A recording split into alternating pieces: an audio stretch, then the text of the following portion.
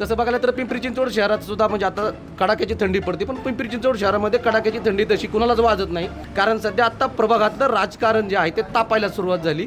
काका जॉकेट घातलंय तुम्ही? हो ना, हो ना. कुणाचं घातलंय जॉकेट?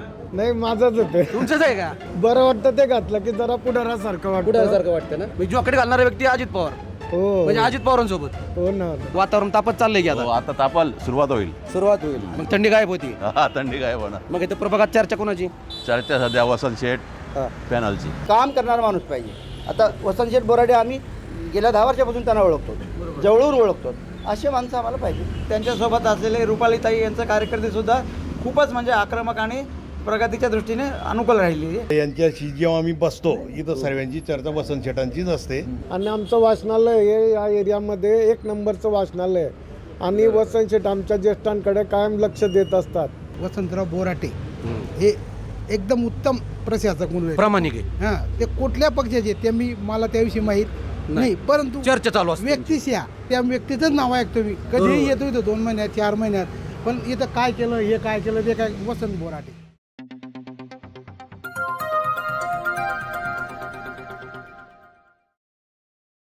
इथं कुणाला ओळखता आणि कसा नगरसेवक हवाय तुम्हाला? आम्हाला विभागाचं काम करणार पाहिजे. कुणासारखा हवा? वसंत शेठ बोराटे चांगलं आहे. चांगले कामकाज करतात, म्हणजे ते परत पुन्हा आता निवडणुकीच्या रिंगणात आहेत, म्हणजे ते पुन्हा यावेत इथं. पुन्हा येणार म्हणजे राष्ट्रवादीचा पॅनल आला पाहिजे. राष्ट्रवादी पॅनल आला पाहिजे. आला पाहिजे. हां, नागरिक आहेत. काका आई तुम्ही तर आता म्हणजे सगळीकडेच असता, तुम्ही म्हणजे कुठल्याच पक्षाचे नाही आहात तुम्ही, बरोबर आहे की नाही? कुठल्याच पक्षाचे नाही आहेत. सर्वसामान्य नागरिक म्हणून तुम्हाला काय वाटतं?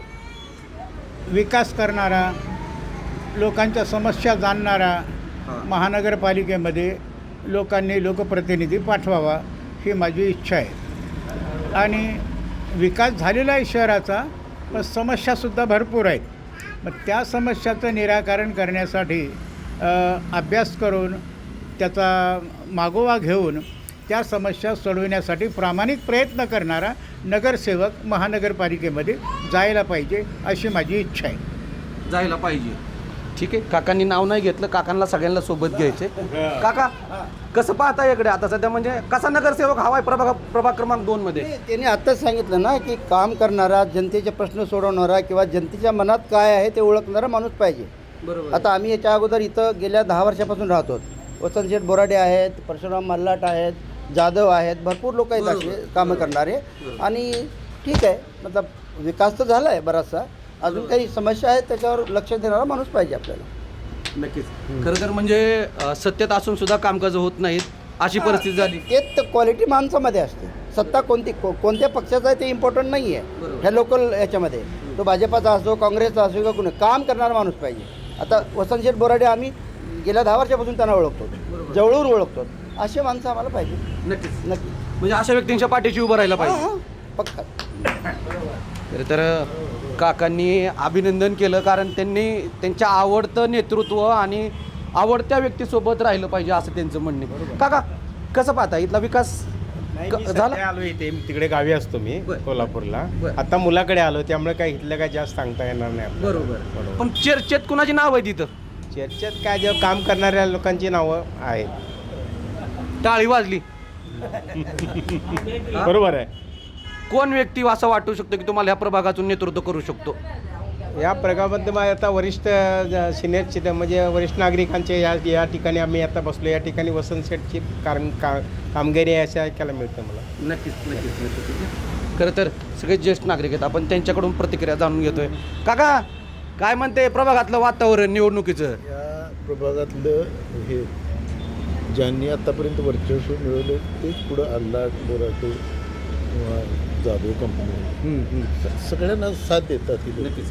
खरं तर म्हणजे रुपाली आलाट असतील, त्यांनी देखील वेळोवेळी इथं आवाज उठवला आहे. नागरिकांचे प्रश्न तुम्हाला देखील खूप वेळा इथं चालत असताना किंवा पायी जात असताना अनेक प्रश्न त्यांनी मार्गी लावण्यासाठी उपोषण केलंय.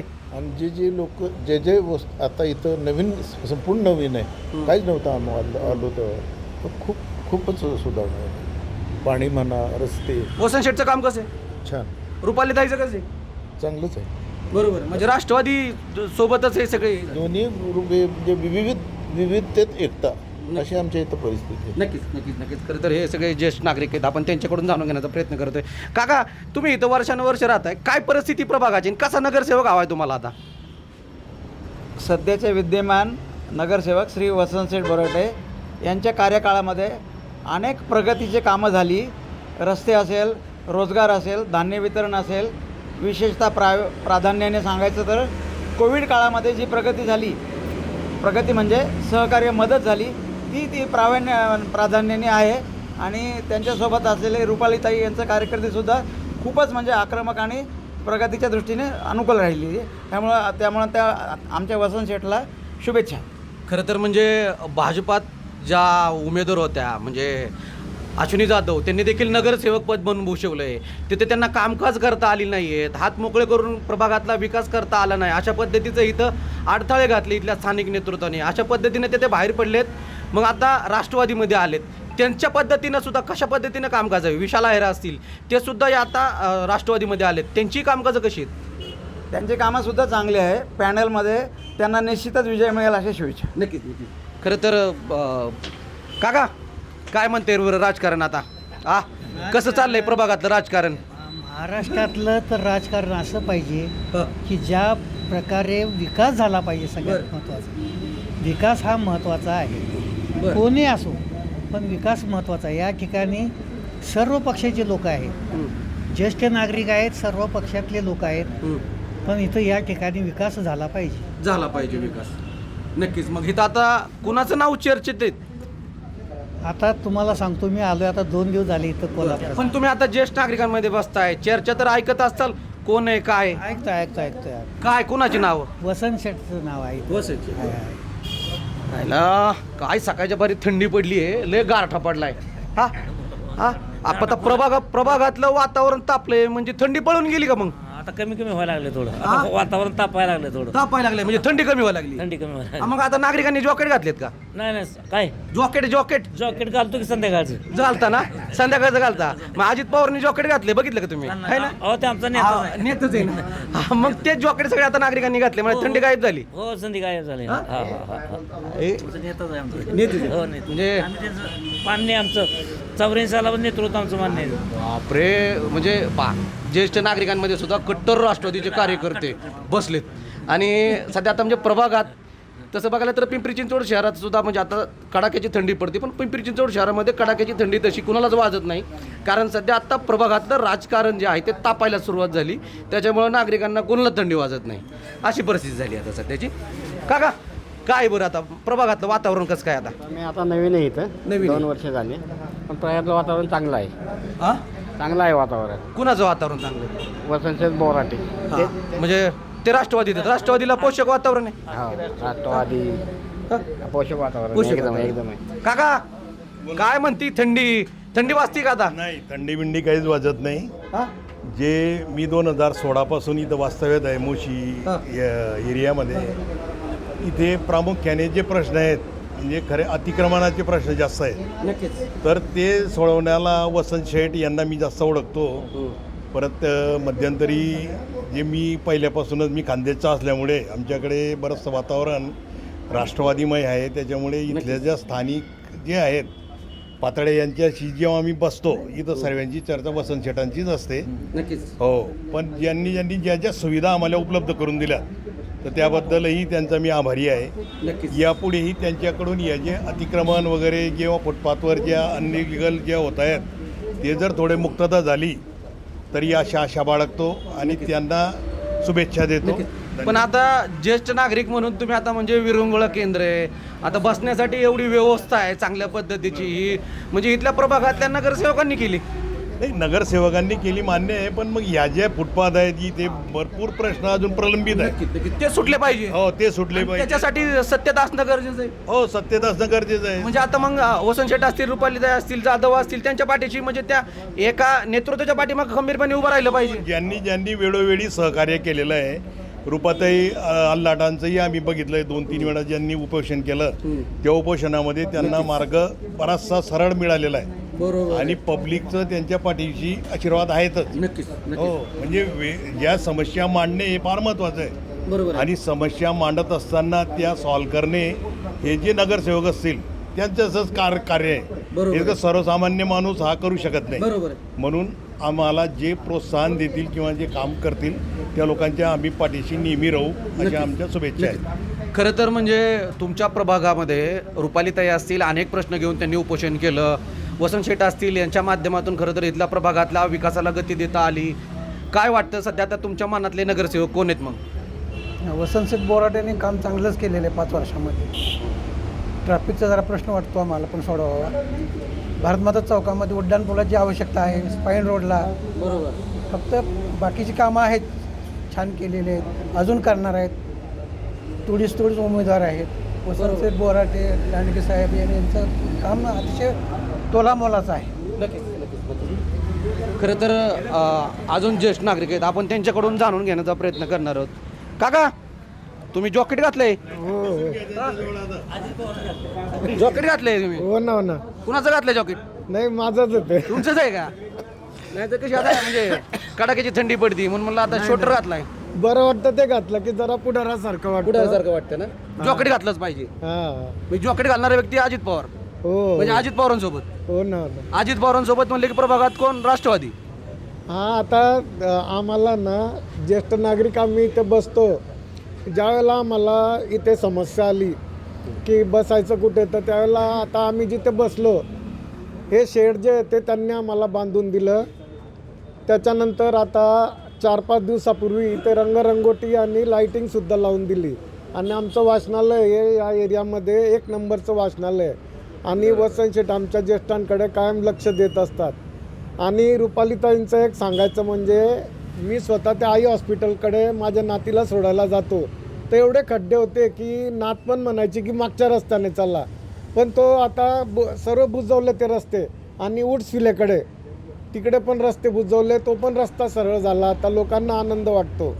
त्याच्यामुळे माझ्या सर्व शुभेच्छा आहेत. खरं तर म्हणजे प्रभागात प्रामाणिकपणे नेतृत्व करणारे राजकीय नेते खूप देखील कमी आहेत.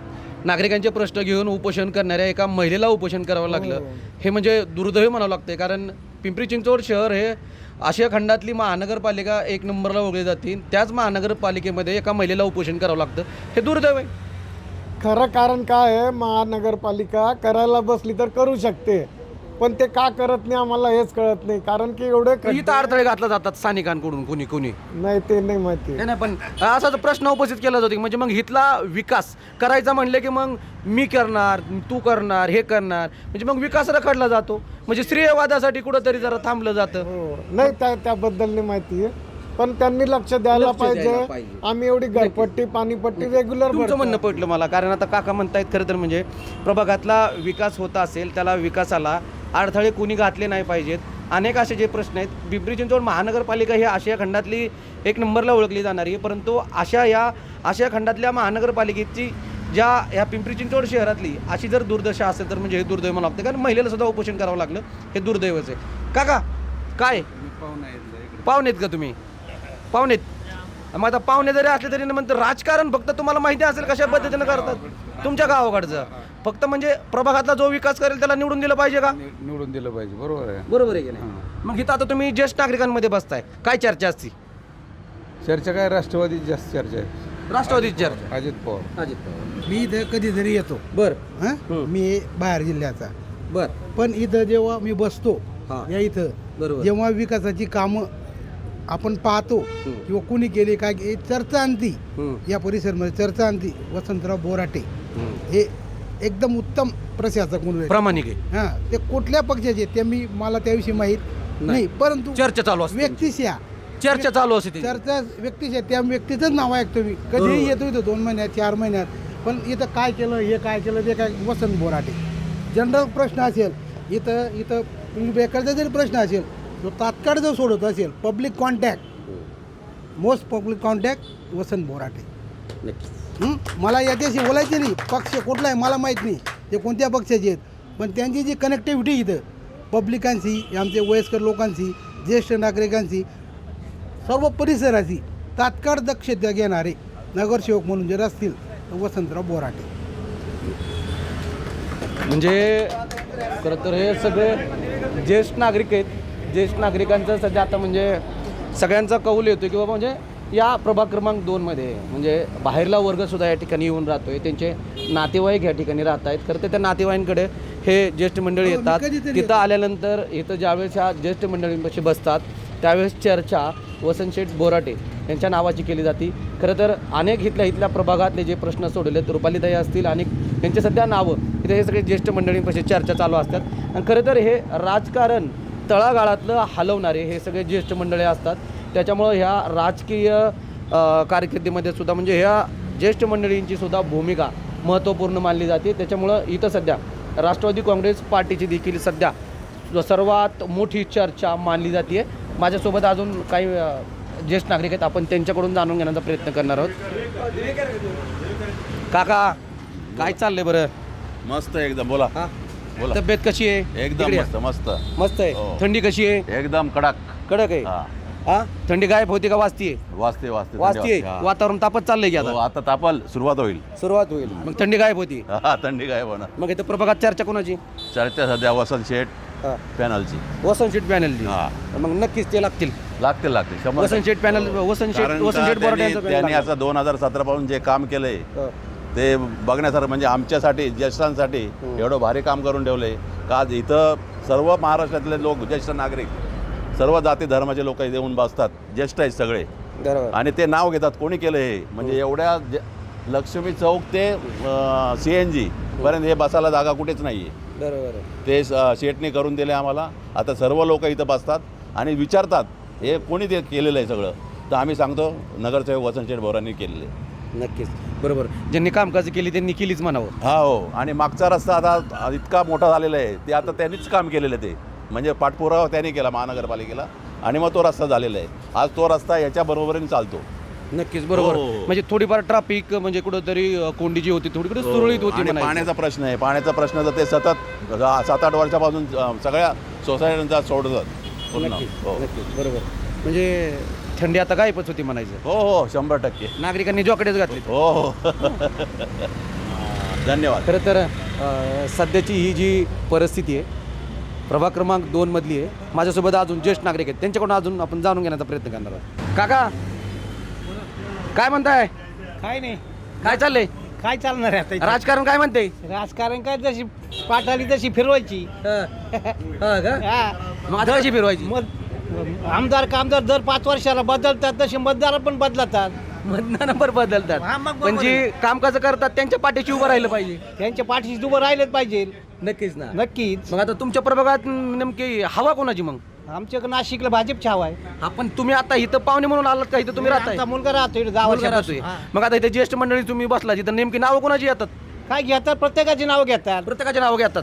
म्हणजे इथं तुम्ही बसलात नेमकं ही कामकाज कोणी केले? कोण सांगतं कोणी केले? हे वसंत बोराडे यांनी केले ना. नक्कीच. हा.